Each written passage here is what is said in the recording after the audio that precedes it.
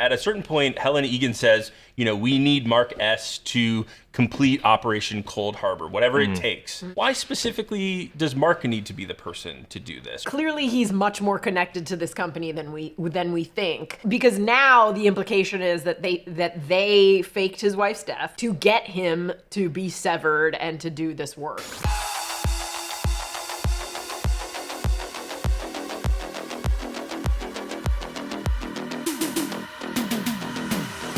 Welcome back to the Breakroom. I've got a question for you. How old were you when you knew you loved doors?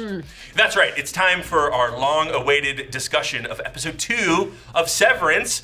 Goodbye, Miss Selvig? Is that what it was called? I think so, yep. Yes. We got a Kobelvig, which was a new coined term, which I'm very excited about. I love these little Severance-isms.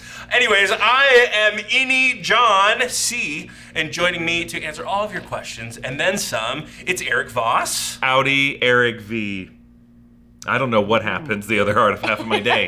You guys don't tell me. Ignorance is bliss. And we also have Gina Ippolito. I'm gonna keep you guessing, which I am. You won't know until the end of the season. We're gonna learn at the end of this episode that Gina owns this company. Maybe. Who knows? Maybe. We also have Evan joining us in the producer desk, taking questions from the live chat, so send them in and we'll do our best to answer them. Wait, is Evan our mill chick this time? Oh, Evan. Listen, you gotta save the times when I'm nice, because I'm not always nice. Evan, you have to decide which I one want of a us waffle gets party, an egg party. Wait, was there also an egg party? Yeah, there's an egg party. Old egg?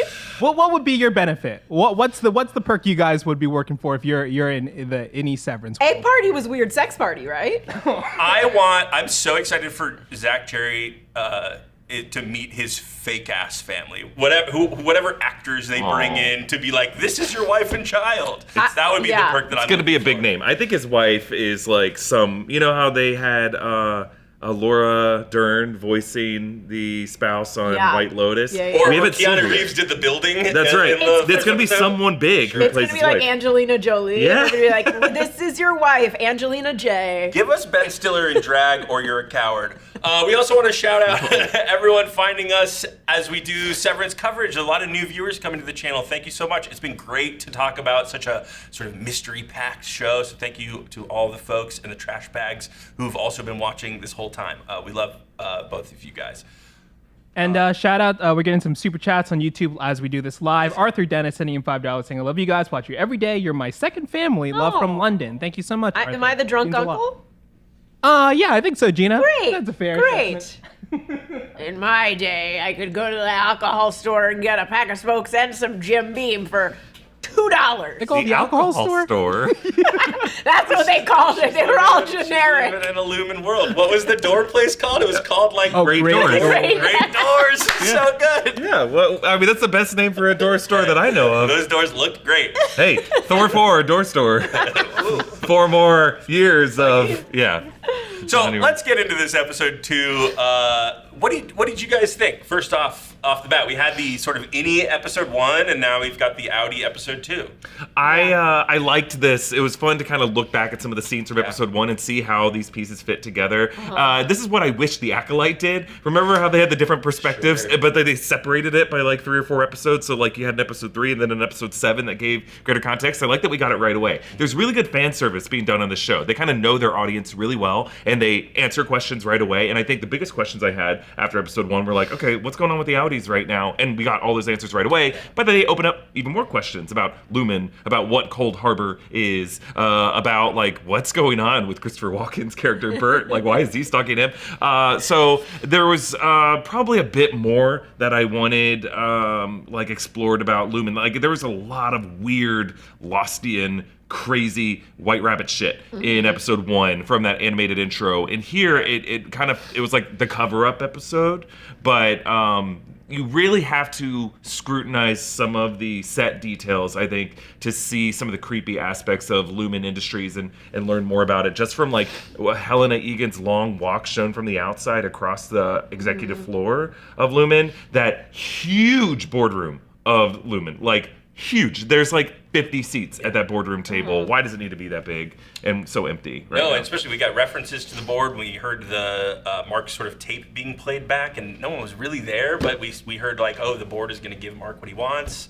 I think, yeah, we had some great production design details in this episode. Yeah. I loved how they sort of illustrated that this whole town is controlled by Lumon. It's a Lumon There was like town. this great top-down shot of some cars driving by, and there was like a roundabout that was in the shape of the Lumon water droplet, which I thought was fantastic. Yes. Yeah. I really liked like the one of my pet peeves with certain TV shows is like when characters are just dumb.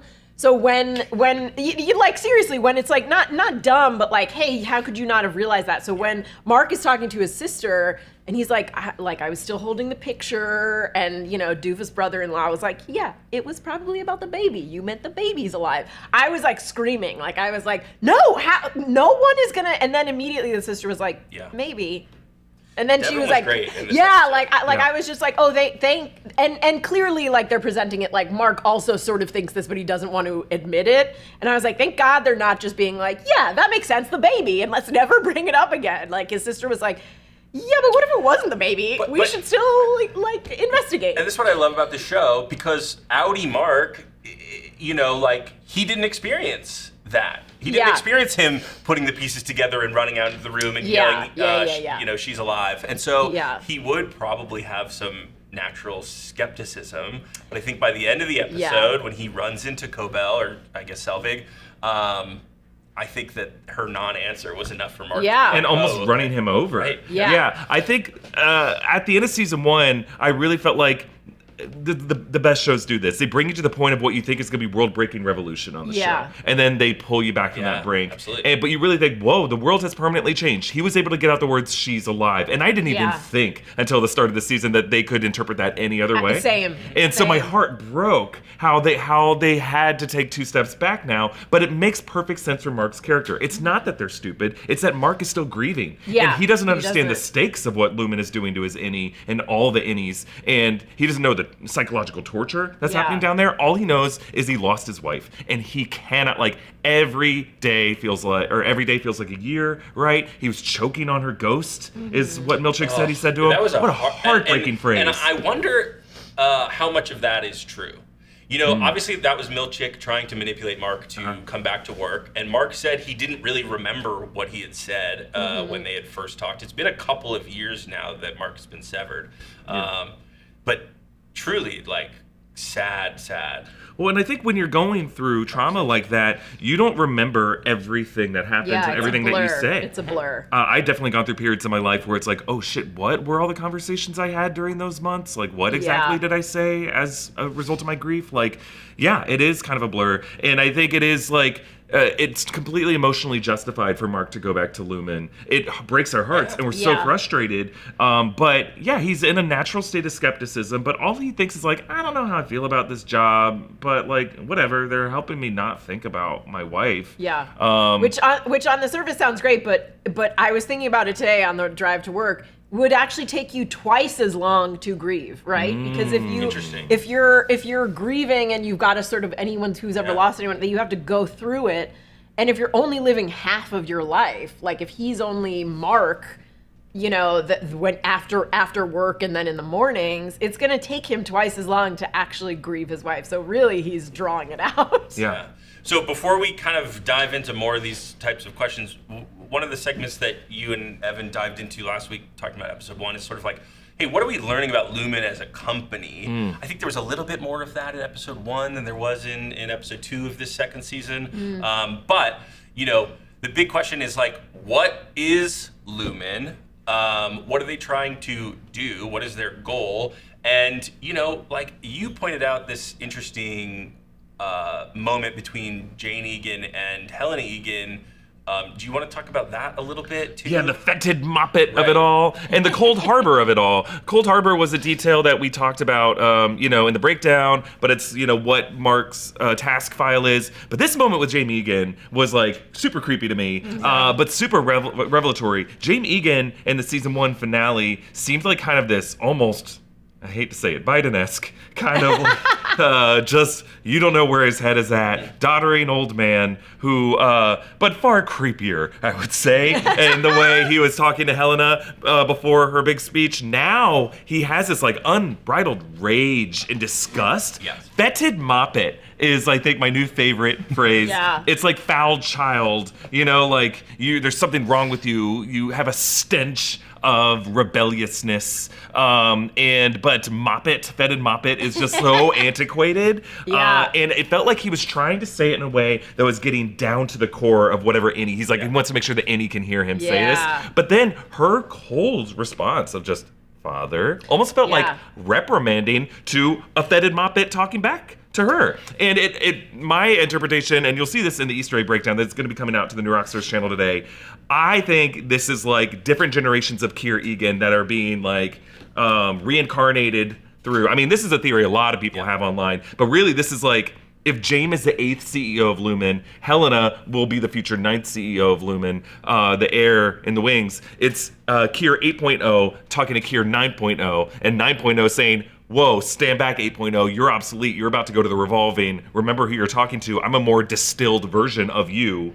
I know what's going on better than you do. And Keir in that moment even James in this moment backs off. He's like, oh, he kind of seems like he's disoriented and then walks away, and she's cool, calm, and collected right after that. She takes control of the situation after that. So I like this exchange a whole lot. And I don't know, that's the popular theory. What I love about the show is it could be completely wrong. I agree, but also we haven't spoken about this. We got a new intro for the show. Oh shit, and yeah. at the very end so of the good. new intro, you get a baby Keir crawling along, which is, sort of, again, feeding this idea of reincarnation or, Keir being someone who is previously dead and maybe they're trying to sort of bring back.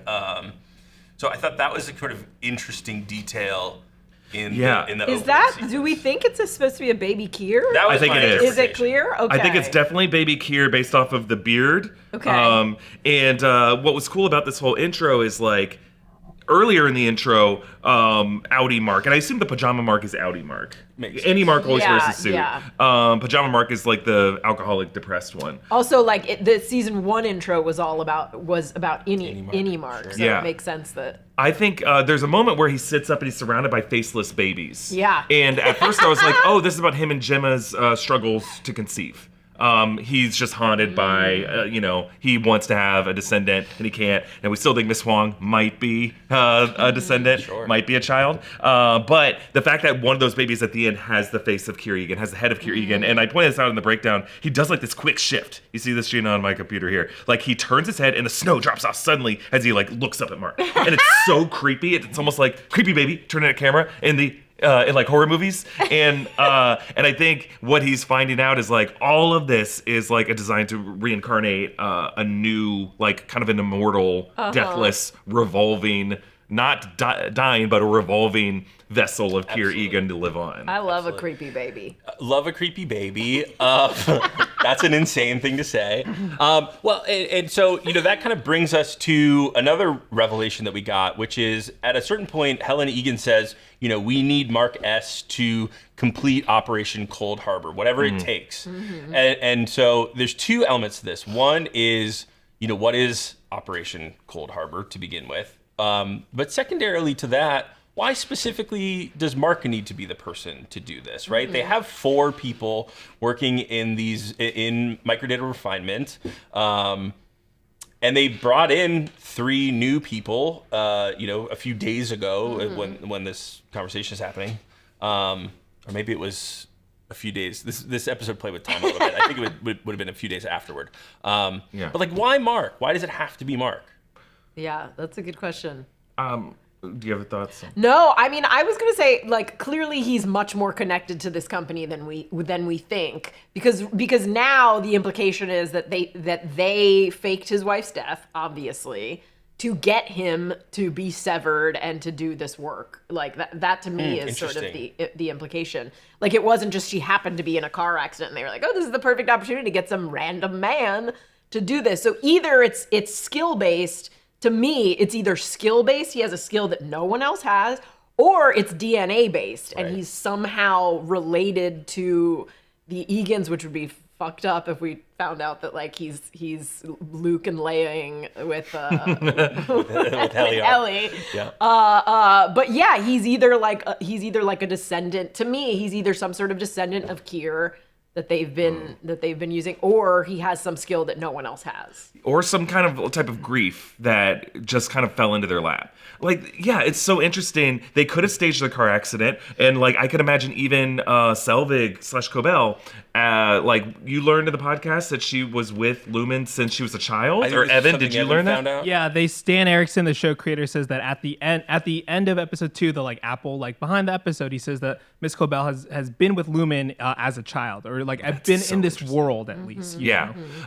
So yeah, like the way she pounds on the horn and screams when she drives, it feels like was she involved in that car accident? There's a couple ways of looking at it. One way is Lumon staged this car accident and Gemma might have been involved with it. You know, Gemma faked her death and she is still alive. She never actually died. The body that Mark saw was a fake body. The urn of ashes he received was just whatever, newspapers. Another way is Gemma did actually die. And Lumon is just like anytime there was some kind of grief incident within the principality's jurisdiction, they find some grieving spouse and they're like, we can use this body. We have the technology to Frankenstein a corpse back to life, but we can't bring a soul back to life. And that's what we're trying to do. We can bring Kier's body back to life, but we can't reinstate the soul. So we need people who knew them to kind of like group these numbers together, implant their emotions in that soul and spark that soul to life. And that could be MDR's mission.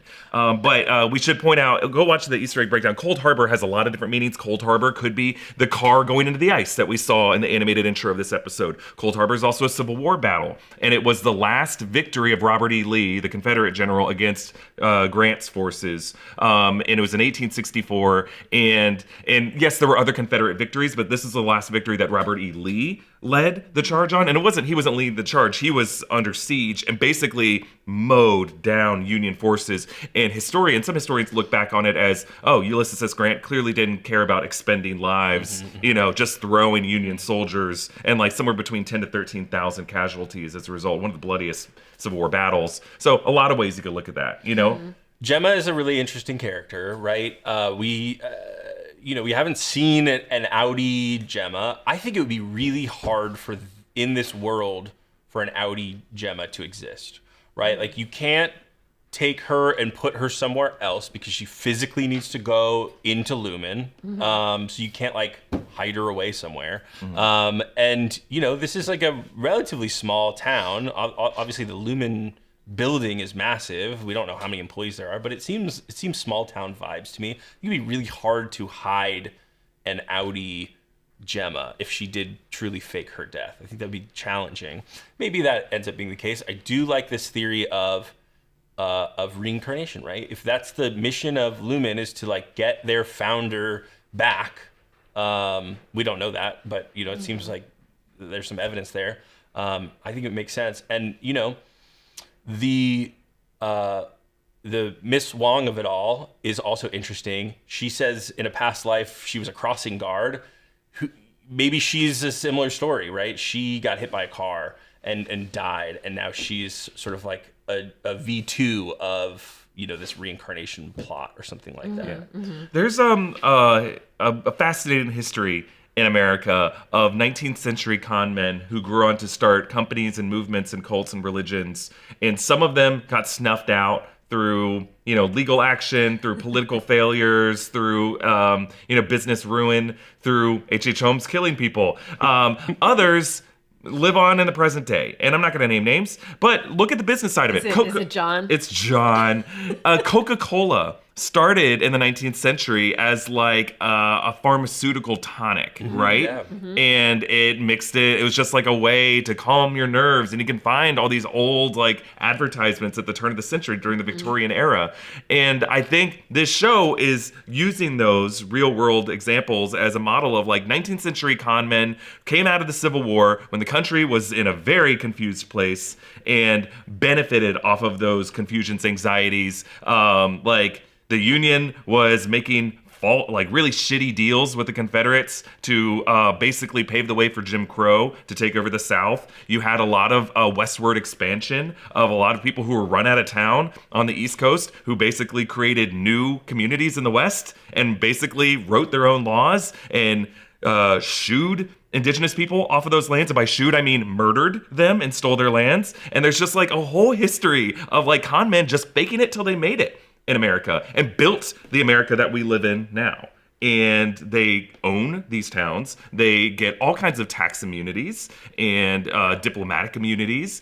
And while they are not principalities and sovereign nations, they basically have no political scrutiny and we live in an oligarchy in this country. I'm getting very, very political right now, but I think that's why the show feels so creepy to us, is we're living a version of this right now, where they can just, we don't even know what this company is. Like, what is Meta?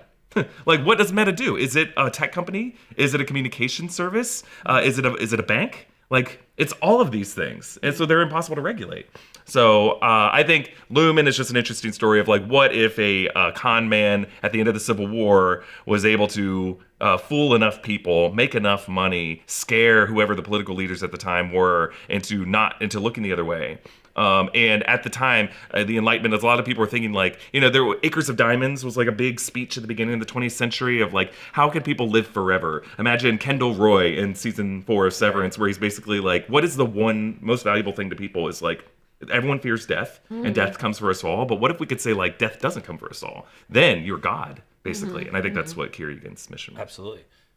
Kendall Roy, season 4 of Succession.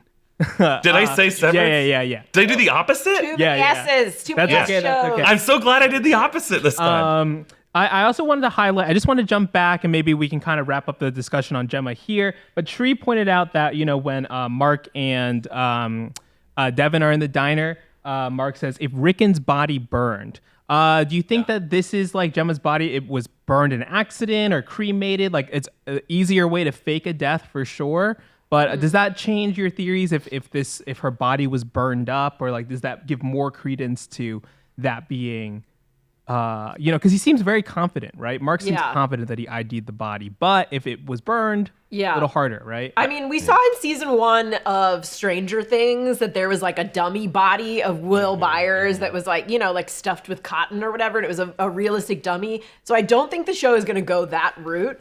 I think it would make much more sense if they were just like, hey, your wife's car crashed, it went up in a fireball, here are her burned remains, and they got a body that sort of looked like her and burned it or whatever. I do think one of the most fascinating things to me would be if she actually did get into that accident and did have some sort of like head or brain damage, and they had to sever her to cut off the dead part of the brain so that version of her actually doesn't exist anymore. Because then an argument could be made that she is technically dead, right? Like, so they could make an argument like, hey, we weren't lying. Your wife is dead. We just managed to silo off the dead part of her brain by this severance procedure and create an entirely new person, because then that would cause like ethical questions, right? Like if Mark eventually finds her and she's like, bro, I don't know who you are. Like, step off. Like, why are you treating me like your wife? And they're like, yeah, she has none of those memories.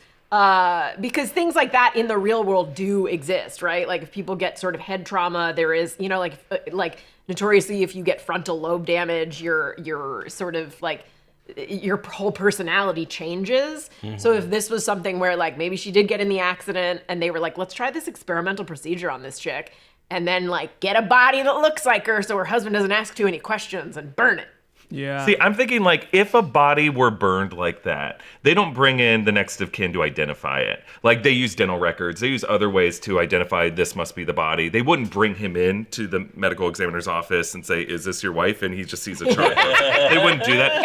I interpreted burned as they later cremated the body. And they handed him. And in my mind, I was like, okay, well, anything could have happened in that transfer unless he accompanied the body and watched it go into the furnace and watched it burn through the little window and made sure no swap happened. Like, I think he did see a body. To me, this seems like the fact that he identified a body made me think, okay, Gemma did die.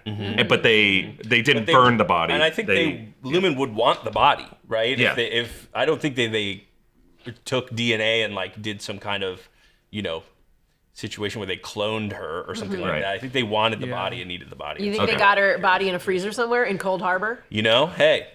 I mean, I love the Walt Disney comps to Kirigan stuff. So there's got to be a freezer in Lumon somewhere. I mean, I've been thinking this whole time it's L. Ron Hubbard. It's another example. All these people are examples of. Just to Gina's point, right? The last time we saw Miss Casey was she was going down that kind of elevator that Audi Irv has been painting the whole, in his kind of sessions. And she thinks that she is alive, right? She thinks she's no different than any other innie. When she goes down that elevator, it's possible that she's just dead, right? Yeah. And she just gets plunked right into a freezer. I would love to see a scene where like some security, maybe this new security person that we met this episode has to like pick up the body and place it to the side and then shove her into the elevator the next day. God. Very dark. Hey, we're going to get more into the relationship between sort of Irv and Christopher Walken's characters and some other interesting details that we spotted in this episode. But first, we'd like to thank Helix Sleep for sponsoring the Breakroom today. Helix is running an awesome sale right now. So for a limited time only, and it's the perfect time to upgrade your mattress. I upgraded my mattress from Helix a few years ago. I had some back pain beforehand, and then I got a Helix mattress. Look, who knows? But sleep is very important. I woke up the other day and I was sort of like noodling on like, oh, I feel this is like very cozy. I don't have back pain when I wake up anymore. That's awesome. Helix offers 20 unique mattresses, including award-winning Luxe and Ultra Premium Elite collections. I have a Luxe. Helix Plus for big and tall sleepers, and Helix Kids mattresses as well. Finding your perfect mattress is as easy as taking Helix Sleep Quiz. They ask you questions like, do you sleep hot or cold? Would you prefer a firm mattress or, something that's a little bit softer? And they match you with the perfect mattress to fit your needs. Helix also offers financing options and flexible payment plans so that you can get your mattress ASAP. And they have a 100-night sleep trial. That should be enough so that you have more than 3 months to get to know your mattress and figure out if it's a good fit for you. Plus, every mattress has a 10-year warranty. That's pretty incredible. Helix delivers your mattress right to your door with free shipping in the United States. The mattress comes rolled up in a box and is super easy to set up yourself. I really love my Helix mattress. I think you would love a Helix mattress as well. So if you're looking for a new mattress, check out Helix Sleep. Their New Year's sale is running now for a limited time. It's a great time to upgrade your mattress. Hey, getting good sleep may help you meet your 2025 goals a little bit better. This sale is running now for a limited time. Also, when you sleep on your Helix mattress, your innie feels the effects as well. That's right. Yeah, You'll grieve that much quicker. The sleep that you provide will make its way to him down there. Did your wife die in a car accident? Get some good sleep and your innie will feel it. I just wanted to shout out TDS on a Quest who sent out a super chat saying, love you guys. This break room is way cooler than the one on the show. Oh, high praise though. Wow. The new break room looks pretty good in there. And you haven't seen what it looks like when we dance. I mean, Evan only lets us eat Christmas mints and raisins, though. That's what we're not telling. Oh, wait, are we talking about like the kitchenette or the break room? Because in the severed floor, the break room is where they torture people. That's their room 101. So I think that's what you're referring to. Okay, that's true. The new one has a nice projector with some funny Egan Lumon posters with Kirigan as a bumblebee. That was fun. And I agree, this is way better. Because you know what? It doesn't have that awesome trash bag art that we got. Oh, yeah, that's right. Yeah. John Cam. We do have to take a creepy elevator to get down here, though. Look at that. Sorry. We do have to take a creepy elevator. Sorry to the Skeleton Crew lunchbox, whoever took that home. Oh, it's still It's behind me. Yeah, okay. It's right. I did want to ask you guys, while we're on the topic of Lumon still, like Miss Cobel in this episode, right? Like, what is going on with her? Why?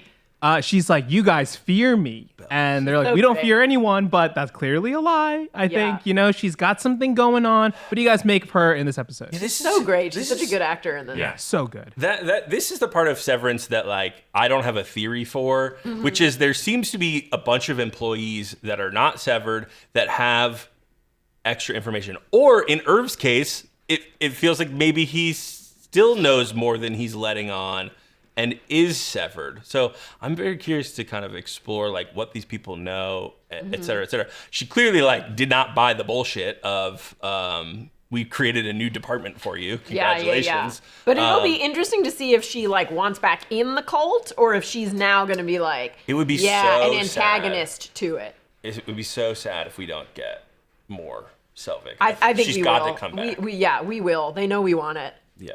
I mean, just the fact that Dan Erickson said that she was with this company since she was a kid, I think there's a whole story to her that she was like a company family, a longtime company family, born into this cult and worships, Keir Egan and is a true believer in the way that a lot of these other employees might have just taken jobs here and through merit or loyalty. Right. And there could, there's clearly a frustration from Selvig. Also, that's a ready-made episode, right? Seeing her life story in flashback, like seeing her being born into this cult. I mean, it is like I don't know if it's a season 2 episode, but I think the more you build up the mystery, then that'll be even more satisfying. If you're like, yeah, here she is at 5 years old being taught the laws of Keir, and then here she is at 16 graduating from Keir school, and then I want to see her whole an episode that's just her flashback to the present, where she then decides whether or not she is still all in or if she's gonna take them down. So I don't think that we can do more like, oh, this person was actually an Egan the whole time. Yeah. 'Cause they already kind of did that in season 1. But it does seem like she has a relationship to Egan, or to Lumon, that is, she feels like she's contributed to this company and that they almost owe her.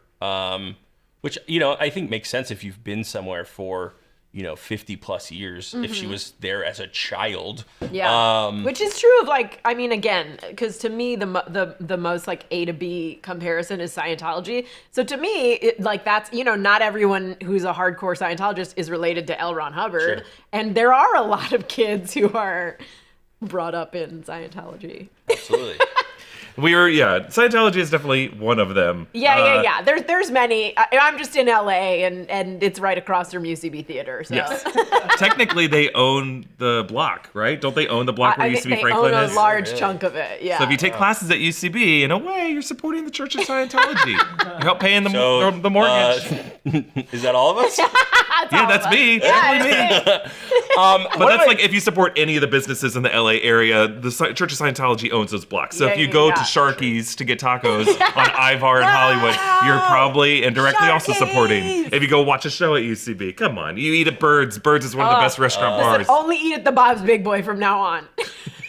I wouldn't be surprised. Yeah. Hey, one of my favorite little scenes in this episode was when Irv goes to a beautifully lit phone booth in the middle of the snow and makes a very kind of mysterious phone call. And I wish I had written down what he had said, because you could kind of hear it in the background, and it was a little bit of a strange conversation. Do you have it? I don't, but it is they like intentionally faded out. Yeah. Yeah. And then what we see, the reason it's faded out is because a car pulls up and Burt, Christopher Walken's character, is watching, keeping tabs. Yeah, we brightened up the shot here, but man, that was so surprising to me. I was thinking it was Mr. Drummond. Yep. Yeah. So this is a little bit of a more sinister reflection of what happens in episode 9 of the first season, where Irv goes to Burt's house and sees that Burt has a family and is. You just think he's sinister because he's got those old man eyes. Yeah, they lit it very darkly. So that's the question: is the show deceiving us to say oh, maybe he also feels something for Irv and is sort of like his outie is kind of trying to keep track of Irv's outie? I don't know. What did you guys take from that scene? I think there's a couple of explanations. Like if someone came knocking on your door and was like, John, and then you open the door and he was like, where am I? Who are you? What's going on? I think you'd be like, well, this is kind of creepy. I should keep an eye on him. But also, I would not. I do think that Eric's theory in his first breakdown, that maybe the longer you're severed, the more your brain heals around this procedure and remembers things.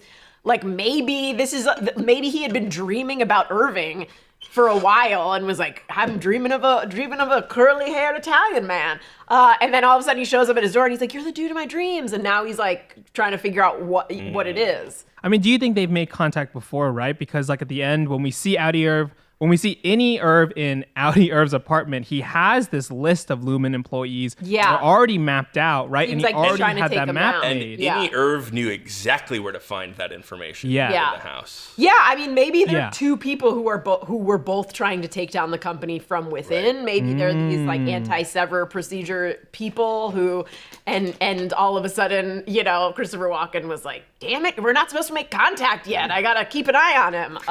Yeah, there's a history. There's definitely a history between these Audis. Will we see a scene where Christopher Walken has thousands of paintings of Irv in his basement? Irv is dreaming of this scary hallway, and poor Burt is like, I love him. But it's him from every like real life movie he's ever been in. Like it's John Turturro and It's he- Jesus. Yeah, He's yeah. like- See, I think there was they talked about the war between MDR and optics and design, and then there was the different paintings of who was wearing the different color of employee badges, right? I think what we might learn is that there was a past attempt at a revolution from like Audis who had second thought, or Innies who were doing what Mark is now doing. And so at some point we're going to learn from Helena Egan or from Kobel or Milchick that like, hey, yeah, what you're doing, this isn't the first override that has happened, or this isn't the first time where Innies tried to rebel or conspire with each other, and that like, Burt and I think Irving were part of that past quell. Yeah. There was again, driving to work today, I was thinking about this. I want to know more about giving the severed procedure to like pregnant women. Like they showed that clearly in like season 1 where there was the woman who was giving birth and she like didn't remember anything, and the implication was, she's severed because she doesn't want to. What a nightmare to wake up only to give birth. Yeah, Five times, whatever that was. exactly. It's But like to insane. me, it's one of the most fascinating. Maybe it's because I've got a uterus and a hooterus, but like Both? yeah. But like I was like, I want more about these these pregnant slaves. Truly. Whoa. I mean, that's what they are. That's what they That was are. a very interesting detail in season 1 that like didn't make me. We've never touched on it before, and I was like, let's see that army of ladies who just wake up and are like, hey, good news, you're gonna give birth in an hour, and she's like, all right, and then then go back maybe to never being sees dead. their baby, Yeah, exactly. Horrible. Well, one other detail from this scene, while I move away from that conversation, is like, so who would Irv be calling in that phone booth, right? And he did that kind of like looking around, making sure no one's watching me type of thing. Lots of people have been asking that. Blake Tay also saying that when they turned on the subtitles and were trying to hear what Irv was saying, their understanding of it was, my innie got the message, you don't have to answer the phone. Oh, So that's what this chatter is saying. But yeah, John, to your point, lots of people have been asking, who do you guys think is on the other line there? Is it Ragabi? Is it the woman who was doing the reintegration? Is it Cobel? I saw some of the regular Twitch chatters suggesting that. Cobel would be the most interesting True. option, I think. Yeah. Although I guess like Milchick would be the most interesting at this point because we don't really know much about him. Maybe they're swerving us, and he just got Burt's voicemail. Yeah. That's what I honestly thought, because why go out to a phone booth? Doesn't he have a landline? Right. Yeah. Like, it seems like you go out to a phone booth. So that I feel like Star this is a 69 serial yourself or podcast. whatever. Yeah. Phone booths don't exist in the modern era anymore. You can't find public phone booths. Listen, like that. I went to a 7-Eleven the other day. There was a phone booth outside. I didn't pick it up to see if it worked, but I mean, yeah, they're I getting think- rarer and rarer. I think Lumon is listening in all of the. Sure, if it's a Great Lumen point. company town, they got cameras and microphones Like everywhere. I think they've got a All those camera phone lines are tapped. because all those papers were very hidden in Irving's apartment. It wasn't like he was like, yeah, I'm safe in my Lumen-owned home. Yeah, I think I read it as he was contacting Burt, and I think he didn't want Lumen to know that he was contacting Burt because he knows Burt is like a former employee, and he's trying to. The Audi version of him is trying to masquerade and deceive Lumen, but it just happened so that Burt was like watching him in that moment. But I don't know. I might have misread that. No, I mean, it's when you look at if you assume that the person that he's calling is someone we've already met, Yeah. I think Burt seems the most likely, right? Yeah. If the puzzle pieces that we've put together are correct, which is that they maybe have prior relationship and have known each other in the past. Yeah, because there's only so many characters we've seen, right? Right. Like, there's only and so most of many them, I'm options. like, I would not call any of those people. With Right. I mean, maybe Right. he's calling Bob Balaban. Sure. Dude, poor Bob Balaban. He broke a lease in Grand Rapids. That Man. was, I was like, oh my God. And so does was that so mean mad. that Branch 5X was in Grand Rapids, Michigan? Is that what we're meant to take away from that? but also, Or were they just laid off and then he moved? yeah, he moved Yeah, Back home to Grand Rapids Because he and then broke that he said lease? that he had only been 3 days of work. yeah. well, but also like I don't know how long was his lease in Grand Rapids? It felt Oh, like it was true. Yeah. That's what I mean. Like he came. This isn't obviously Grand Rapids, but Yeah, I he think came he's from saying Grand he Rapids. had- yeah. I just thought like, oh, maybe Branch 5X closed in Grand Rapids. I mean, we just It have would a be history of like fascinating. factories closing in the state Sure. of Michigan. So that's why I grabbed. But it would be fascinating to learn that there's a second Lumon town somewhere. Yeah. I think there's at least 11. I think there's many. Yeah. And also all of them having this macro data refinement type job means that there's other people potentially that are Mark S's out there, right? Whether it is an exploration of grief Yeah. and that connection or something else. I think it's literally Mark S. I think that I mean, the opening images of multiple hymns are like, maybe they're just cloning him. Yeah, I don't know. You know, we're gonna learn more things in subsequent episodes. Yeah. Did you have something else? Yeah, I also wanted to, take it to the chat. Lots of questions. We've covered a lot of things here today. Let's see. Dave Lance in the YouTube chat asking, are we Team Helly or Team Helena? I think they mean who is going down that elevator, right? I mean, we got this great shot. Britt Lauer, I want to shout out this face that she makes when she's going down into the... It's just so pained and like, but we don't know, right? We don't know who goes down that elevator, who comes out the other side of that elevator. Is she faking it? What do you guys think? I mean, I feel like in season 1 she was being they were setting it up that like, oh, this is so obviously Helena that You maybe mean in it's- episode 1? In episode 1, Yeah. That, like it seemed like everyone was like, oh, this is obviously Helena. She fumbles with the button. Yeah. She's telling lies. Yeah, There's a like, bunch but of other things. maybe it's not. I mean, the thing is, like, we know that it has to do with like it's a spatial thing. So when you go down, so I don't know. Can they deactivate her brain chip? Is that a thing? Or Does she walk into the elevator and then immediately walk out and take the stairs? that's true. Yeah, I don't think she would be reintegrated. I don't think she would do that because No, reintegrated no. means merging the two. Yeah. And it's something and they she's- publicly are like, we don't do this. They Well, don't. and Yeah, she's also yeah, gone yeah. on record saying that her innie is not a person. Right. So I don't. She doesn't. No respect Yeah. for her innie. Right. So I'm less on. I was convinced after episode 1 Same. that it was Helena Egan playing the part of her innie. Now, after seeing the shot of her going in the elevator, I think there's still a possibility that Helena did have her chip deactivated. And I just base that on her watching back the footage of her innie kissing Mark, and that she sees some possibility of love down there that she's not getting from if she is married or maybe she isn't, but she's not getting in her Audi life, and she wants to pursue that. Yeah. And I think Milchick also promised that to Audi Mark. He's like, he found love down there. Yeah. And he found love. So Here's the scene. I mean, and I think it's interesting. Like the reason I also think it's probably still Helena is because I imagine she brings up the security footage to like better understand Helly's relationship with Mark so that she can kind of study it and act better as Helly. But then we do see her sort of like longing for a relationship or I wouldn't even say necessarily a romantic relationship. I think Helena is in a position in her life where like she doesn't have family that is functional. She probably doesn't have a lot of friends because of her position. And I think she's just kind of craving like connection in general. Yeah. And I think that's what we get from this. And that's why I think that Helena is going to be, as we get seasons and seasons and seasons of this, I don't think it's going to happen fast. I think she's going to be part of the resistance of Lumon eventually. Because I also think like she probably doesn't want to give autonomy of herself to Kier, right? If it hasn't already happened.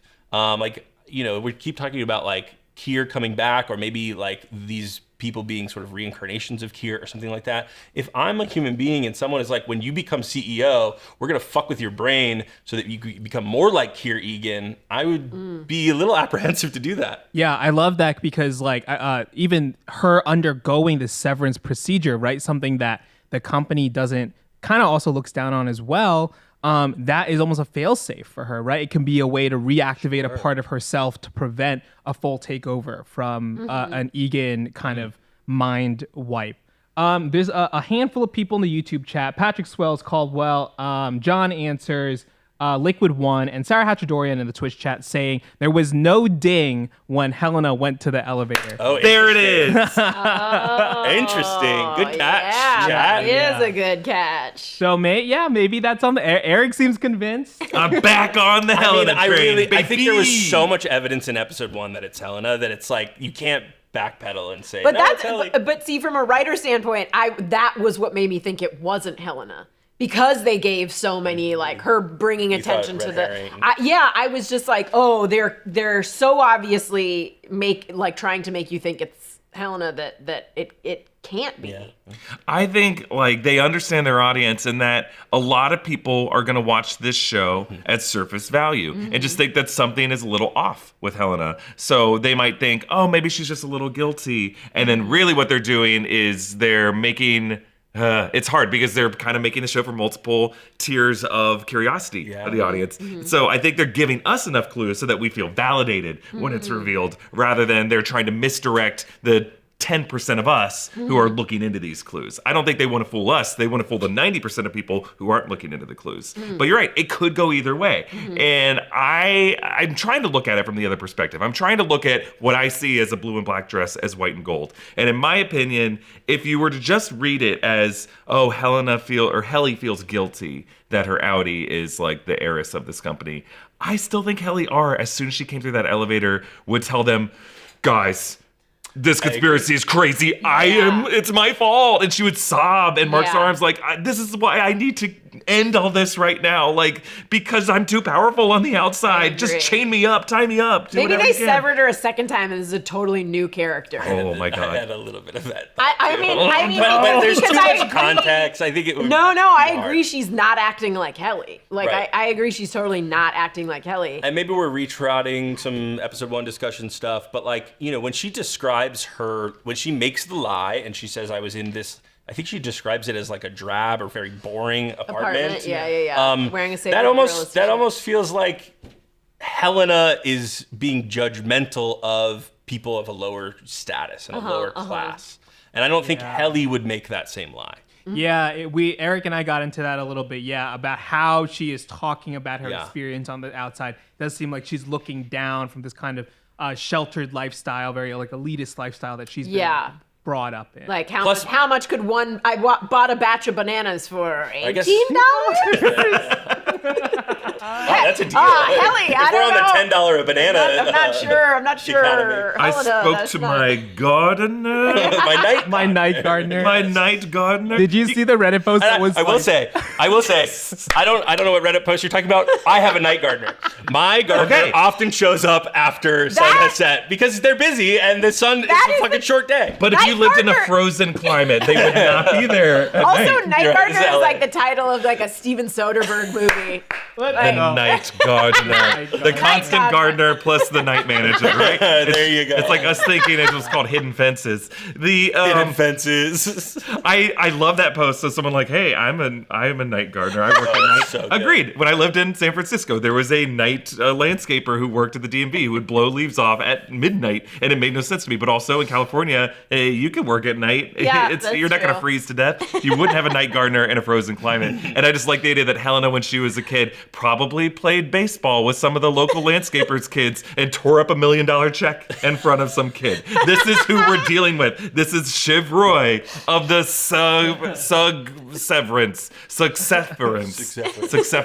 universe. It's all a Cobel connected thing. universe. Yeah.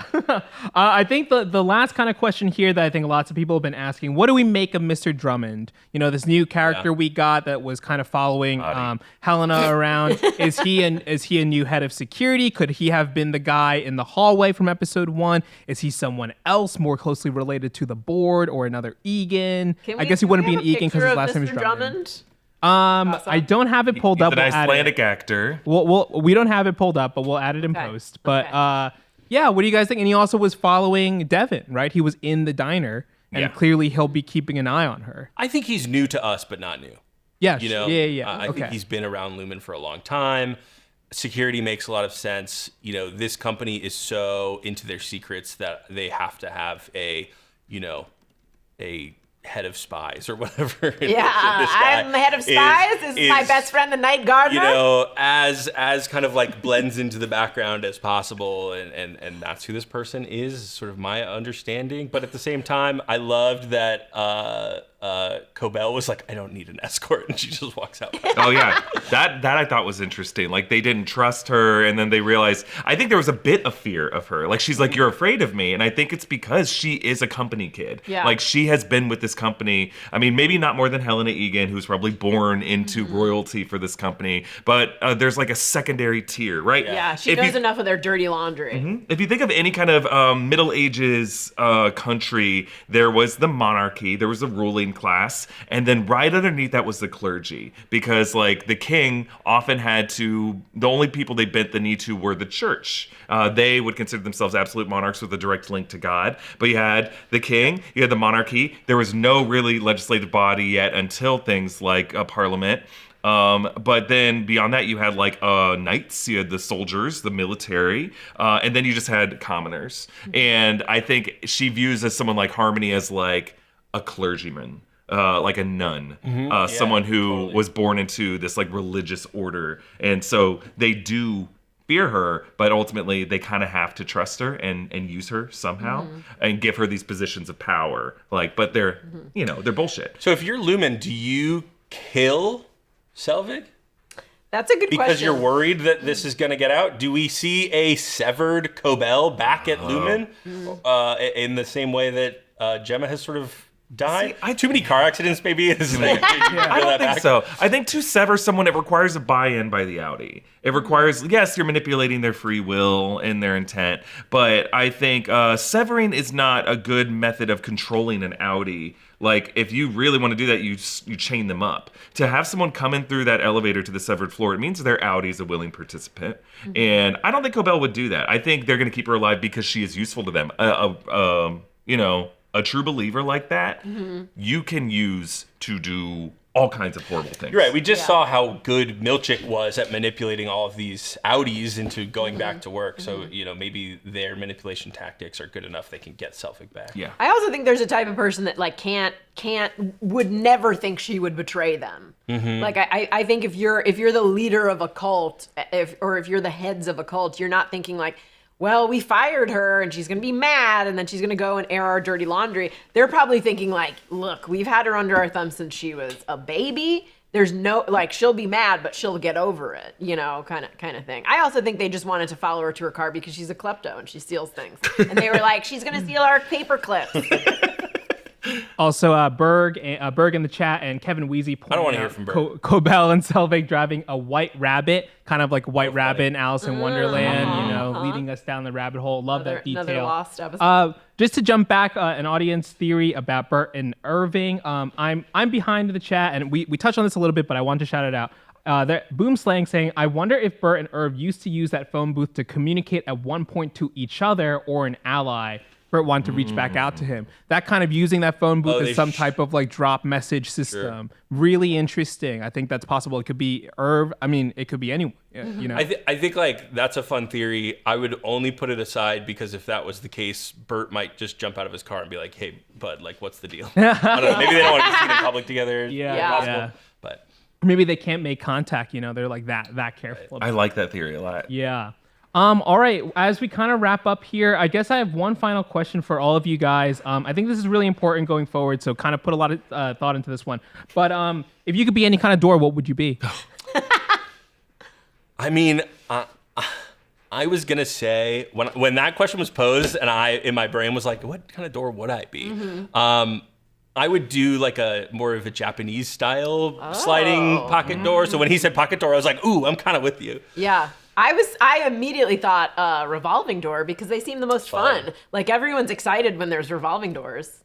Although there's like, and maybe if you're the door, it's fun because you watch people not know how to use a revolving door. Yeah, and it's kind of goofy. But I think that's that's an added bonus. Yeah. Like, oh, I'm fun and people are excited to see me, and then once in a blue moon, someone accidentally kills themselves. Okay. I would be a Hobbit door, just a perfectly round Samwise Gamgee Hobbit door. Good. Yep. Yeah. I'd be a screen door because you can see right through me. Oh. Just kidding. Dang. One final thing here before we wrap up. The Malorian saying, can we agree that 5 months was in fact 5 days? We didn't touch on the timeline, Oh, yes. but we did get clarity. It's been only like 4 to 5 days and not 5 months, which means, Eric and I were talking about it last week. They really crunched those animators to get that stop motion thing together. Yeah. They storyboarded it like within 6 hours. Like I'm trying to think how, even if you did have like labor that you could cheaply force through this process, this was like some insane turnaround. I think it was like a repurposed video. I think that they had like elements of it that they were like, let's from just the put last a new... NPR revolution. Hell They're yes. like, we need an Irv puppet, and that's it. It would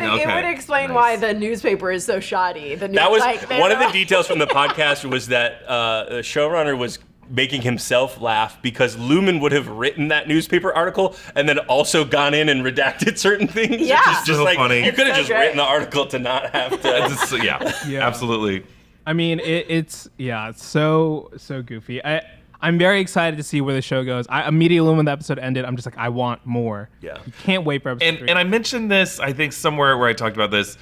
My theories are not going to be good as we go. Like, we only have questions. Like, we have hot takes. They will change week over week. I probably will not have a consistent theory. I love being in this place. When we cover, like, Marvel or Star Wars shows, we have seen so many of that particular IP. And we have comics to kind of base on. I feel like I can, like, take a big swing and usually get a 50% success rate. My success rate on this show is going to be dog shit. It's going to be like 2%. And I'm just enjoying the ride. I'm enjoying the details. I have like 12 new possible theories of where things could go week by week. And so I'm just telling you guys right now, you're not going to get good theories from me. You might get it from these guys. They'll be good theories. I don't think you have to defend anything, right? Yeah. I think this is the best part about watching a show like this. We can say, agreed. we can put stuff out there, and if we're wrong, hey, we're wrong. But isn't some of the fun being wrong? Yeah, and I'm having so much fun letting your right mind now. wander. I also think like one of in my opinions, one of the like great things about Lost was that you find out that characters were doing things to deliberately mislead people. Like Mr. Krabs, what's his name? Mr. Krabs. Yeah, the voice actor. Clancy Brown. I can't remember. I can't remember his character's name, but he was like Rose's husband. Is that who? No, he plays Desmond's predecessor. Who he says like he blew his brains out. That's a bit of his brain on the wall. Yeah. Like when you find out that he was just like drawing in fluorescent paint the symbols of all the other things, like just to mess with people, and like Locke saw it and was like, "This is the most important thing I've ever seen." God. And then it like flashes back to him, and he's like, "Yeah, this is gonna be great when people are trying to fucking figure out what's going on." That was so great. I think that like that's why they redacted that newspaper. Like they were probably like, I don't know, like just redact it. It'll look more realistic. It'll mess with their heads. Yep, I think you're right. I mean, there has to be a department at Lumon that's just like fuck with our employees department. Yeah, like they're having a little bit of fun. Like they're like, put in that picture of Eisenhower. And then there's a second department above the fuck with our employees department that is also working to fuck with your employees department. I mean, isn't that turtles all the way down? In 1984, that's the Ministry of Truth, is to just manipulate the media to just keep everyone kind of guessing and confused. I mean, and I thought that Helena's... We didn't talk about this. Helena's sort of like apology video was interesting and kind of funny. I loved that she said, I took a non-Lumen medication. Very funny. And she also said our products or our business or whatever it is affects people all around the world. And we don't know what their product really is. I mean, obviously, you mentioned Meta earlier that does like so many different things. You can't really like put a pin in what Meta is. Lumen sounds similar. Maybe they're a pharmaceutical company. Maybe they're some kind of technology company. We don't really know. But They're definitely a pharmaceutical company. From the pilot episode, they're like, wait, they also do this? Yeah. So they're a pharmaceutical company. They're a technology firm. They probably mass produce those little desk perks that everyone gets, right? I mean, listen, fans make us stuff all the time. If you guys want to make us little desk perks, Ready to go. Locked and loaded. just like you see in Severance, it's just John's head in a little cube, and he looks like he's. I love the little glass. I mean, I'll say it again, but like, I love the glass thing that Dylan requests. Where's the picture of all of them, the so light up sweet. thing? Yeah. We just found out that Evan's a perk boy. I'm a perk boy. I'm perky. That was very fun. Yes, great. This is a true. I know people say this a lot. We love the show so much. If you're having a good time with the show, please, please, please leave us a comment, like the video, do all of that kind of stuff. Go watch We the want breakdown. to keep doing it. Yeah. We want Share to with keep a friend, doing watch the breakdowns.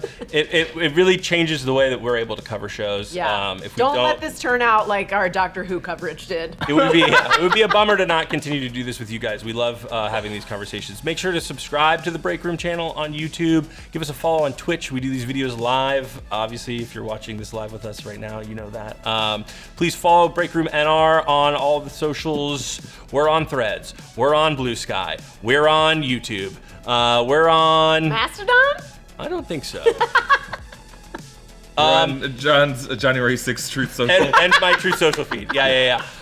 And from YouTube user Drogo, if you're in your cubicle and feel fear, refine those numbers and praise Kier. We'll see you guys later. Have a good one. Bye, everyone.